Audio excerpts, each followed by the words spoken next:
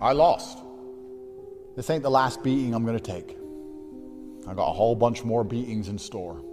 God probably has a big pile of beatings waiting for me. You think it'll never get any worse? Nah, it can get worse. After the last 3 or 4 years we've had of hell, jail and getting thrown in house arrest, and the media lying about us and insulting us, and we only got free in February, guys. Don't forget. I said to Tristan, the universe probably owes me this win. I've been through so much. I'm going to train my ass off, but after all I've been through, they'll give it to me. Big bag of beatings with my name on it. And it won't be the last. I'm sure in 6 months from now, something else is going to happen, and it's going to be like, man, I've been through so much shit. So many bad things happening to me. Why now? Why again? But all the superheroes out here know that's how life works, right? Just when you think it can't get any worse, just when you think you're down, another kick comes, another kick comes, another kick comes. And you know what makes you a G? Because you get up. This ain't my last beating. More is coming. And I'm going to stand there and smile in the face of every single beating God sends my way. You can shoot me with as many bullets as you like. I remain unfazed. You may beat me, but I won't quit. And I won't give up. And you're not going to break my spirit. And you're not going to break my heart. And you're not going to make me afraid. And that's a message not just to fighters. That's a message to the fucking government. That's a message to the police. That's a message to the people who are planning to kill me. That's a message to all of you. As long as I'm breathing, I'm not afraid of any of you. And if I can get up, I'm going to get up. I don't feel sorry for myself. I don't sit around hoping my enemies are going to have mercy on me. I don't mope around the house like, oh, please stop. Nah, fuck you. I'll get up. Kick my ass. I'll get up. That's why I'm top G. Not because I always win, because I always get up. The worst possible existence, the worst possible version of life would be to give up hope for the future. And I think a lot of people give up hope for the future because they start getting scared of all those beatings that are coming, right? They sit and say, you know what? I've lost my girl, lost my house, lost my money, lost my car, and now I got sick on top of it all. I just want to give up. I quit. I have no hope for the future anymore. And one of the most powerful things about not being afraid of taking a beating is that you never lose hope for the future. I know beatings are coming. I don't care. In fact, part of me kind of likes it. Maybe I'm just stubborn. I like being that guy who's like, we've kicked his ass. And he just won't shut up. We've taken all his money. We threw him in jail. We threatened to kill him.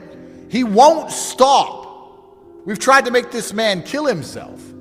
The harder you hit me, every single time I get back up, something in my soul goes, you're annoying them, Andrew. And that gives me all I need to carry on.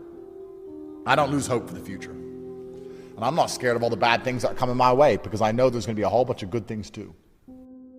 I've been to hell and back 1,000,000 times. I have struggles none of you know about. Am I top G because I never lose? What kind of man would I be if I never lost? Imagine I didn't need to go to the gym and I had muscles and I never lost a fight and I had money from the sky and any girl I wanted and I just went through life and got everything I wanted. I wouldn't even be a good person. I'm not top G because I've never lost. I'm top G because I've been hit so many fucking times and I get back up. I'm top G because I'll keep fucking trying. Do you understand? It's not about never losing.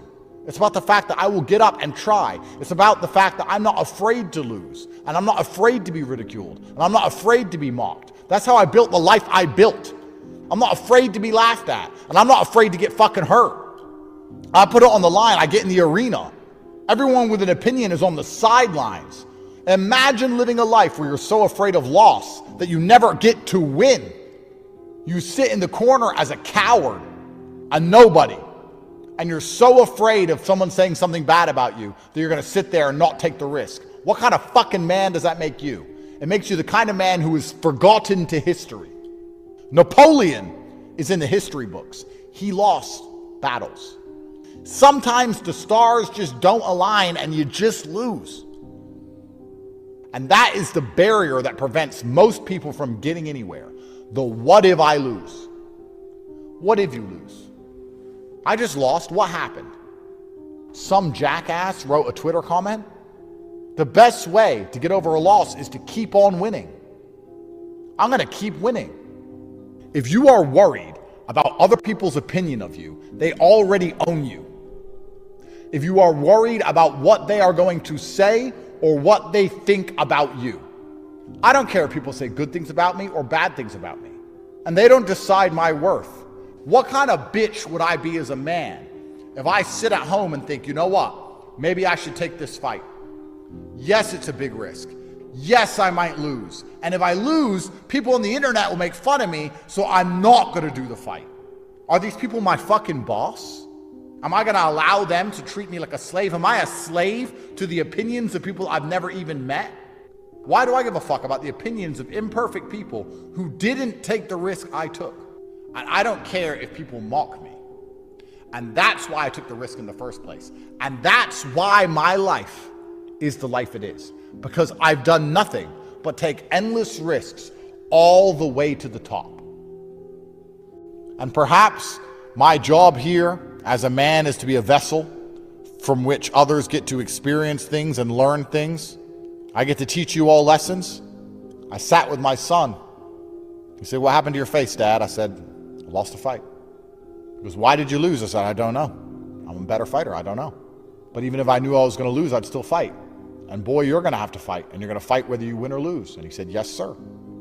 Maybe my job on this planet is to just to take a fucking beating over and over again and give everybody else what they want, to make sure the mothers of my kids have a fantastic life, and to make sure that my kids have a fantastic life, and to teach you all things. And maybe I'm just here to fucking suffer, and I'm going to do it all so I can give everyone else a fantastic life and give everyone else mindset advice. Nobody gives me mindset advice. Nobody helps me. Nobody helps me with my mindset and saves me when I'm depressed. No, maybe I'm just here to take a fucking beating like a piñata and give candy to everybody else. Maybe that's what God's plan was for me.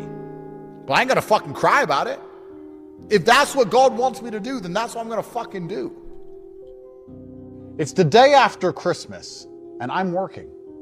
I've got all this money and this big, beautiful house and these Bugattis and Paganis and all these expensive things. And here I am working the day after Christmas. And people with nothing, people who can barely pay their bills, are going to wait until January 1st before they go and try and make some money. 2025 was the year in which a lot of people simply gave up on their dreams. I saw it. 3 years ago, I used to say, escape the matrix and see fire inside of people. I'd see their souls alight. And now when I say escape the matrix, a lot of people just stay dead. 2025 was the year they just quit. They just thought, it's impossible. Everybody knows that traditional education is a scam, and everybody knows that their job is never going to pay them enough to buy a house, to outpace inflation and taxes. They know these things. Instead, the matrix has beaten them down so heavily and demoralized them to the point where they're just happy to stay a slave. And what more slave-minded but then to sit and say, I'm not in the position I want to be. I know I need to dedicate myself. I need to really get up there and try, but I can't do it until the 1st of January. I can't do it until the calendar changes. These days between Christmas and New Year, where I have absolutely nothing else to do, I'm not prepared to work during. I've always said this is the winner's New Year. The day after Christmas is the day that people who are serious about their dreams begin to work. That's the only reason these days exist. What else are you doing with them? Eating leftovers? And the fact that most people aren't working at all, that gives you double karmic bonus for working. Do you understand? To be the person who is working when everyone else refuses to be the one who is dedicated when everyone else is lazy, that gives you double powers. Now is the time that you get serious about the work that must be done. Not January 1st, you do it now. Of course, unless you've quit. I can't make a man fight if he doesn't want to fight. A lot of you have been listening to me for many years telling you that you need to escape, and your excitement is gone. You've quit and you've accepted your life path, and you're going to live with regret. You're going to lay on your deathbed wishing you tried. What is the lesson that I've taught the whole world only a week ago? It's okay to fail, but you have to try. Most of you aren't even prepared to try anymore. But for the few of you that are, for the few of you that understand, waiting until January 1st is in many ways setting yourself up for failure. That delay, that procrastination, you will pay the price for. For those of you who understand that if you are serious about getting anything done, it must be done instantly, that God rewards people who take instant and immediate action. For those of you who want to have a life worth living in 2026, who actually want to escape the matrix, we are waiting for you. This year is going to be a transformative year. There will be energy in the universe. Energy that you can grab and transform into the building blocks required to improve your life in all realms. But none of it's going to matter unless you're prepared for it. None of it's going to matter unless you're doing due diligence on yourself. You need to self-analyze and self-reflect in all realms to make sure that you're not on the wrong path. If you do not change the direction in which you are heading, you're going to end up exactly where you are headed. For things to change for you, you've got to change. Otherwise, it isn't going to change. You say to a broke person, do you want to be rich? Oh, I'd love to be rich. Okay, there's your wish. What's your plan? One day when my ship comes in or I'll win the lottery, then they just start talking about luck. You know why people love luck? Because they ain't gonna work. So when I ask you, do you want to be rich? You say, yes, I do. I say, what is your plan to become rich? You say, I don't know. Then the chance is now zero. If you truly want to become rich, like you said you did, then you would have a plan to make it happen. If you have a 0% chance of achieving something, then you don't want it very hard. Things must be planned for and prepared for. Losers, if I ever am unfortunate enough to interact with these people, they will sit and say, you have all those things and you're more important than me and you're more well known than me yet, but I'm happy.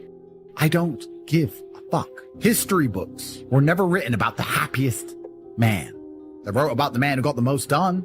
They wrote about the bravest men. Never did they write up an entry. Robert Smile-a-Lot. He was known for being happy. These are not our historical figures. They are not our lore. Nobody gives a fuck about the happy people. Nobody cares how happy you are. It is not a virtue. It means nothing. So the single biggest mistake you could make to keep you weak is to be concerned about being happy. So people used to wake up and think of hard things they could possibly do. They wake up with a very fine and normal life, just like you are. You wake up, you have a bed, you have food, your life's fine. Some men are okay with that. Some men think, what is something hard I can do from here? The Egyptians built the pyramid because it was hard. Men wanted to be the first people to sail the 7 seas and risk their lives, to cross Antarctica and risk freezing to death, to be the first person to do it so that everybody would say, wow, I bet that was hard. Difficulty, value are inextricably linked. So when you see something as hard, you see something as valuable, and you have to train your mind to be excited by hard things. To feel self-motivated, not externally, you're self-motivated by the chance to prove to God you deserve this hard thing. And the most beautiful thing about difficult things is that it deters a large contingent of the populace because most people are not ready for hard. When they see hard, they make excuses for why they don't want it anymore. They shy away from it, which is extremely important because you only want the things you want because other people can't have them. You should feel fantastic when you're given a challenge. When hard is put in front of you, you should say, finally, God, finally you've given me something difficult. My life has been too easy for too long. I'm too capable to live such a meager existence and simply survive. Because I believe as a man, chasing happiness is probably the most asinine thing you can do. It's the easiest way to lose as a man is to chase happiness. And really the only thing that's fun in life is work. Life is just, it's a game. We're living in a simulation. And if you want a high score, you have to choose the highest difficulty. Don't ask for an easy life. Ask for strength. Because an easy life doesn't build warriors. It builds people who panic at pressure. An easy life doesn't create leaders.